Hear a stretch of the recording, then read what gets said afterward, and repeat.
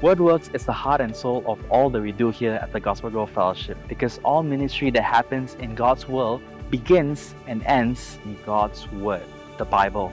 Properly understanding the Bible then is key. That's why it takes hard work to faithfully and responsibly handle God's Word for all that it's worth. And that's what we're all about here at WordWorks, where we work on the Word so that the Word work on us.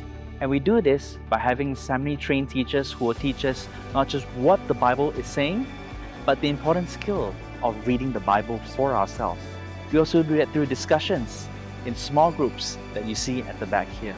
Now, at WordWorks, how we do it is by covering things like structure, flow, as well as context and other essential skills to reading the Bible. No fluff, just Bible goodness. And that's what we're all about here at WordWorks. And we look forward to seeing you here at WordWorks, joining us to read the Bible for ourselves.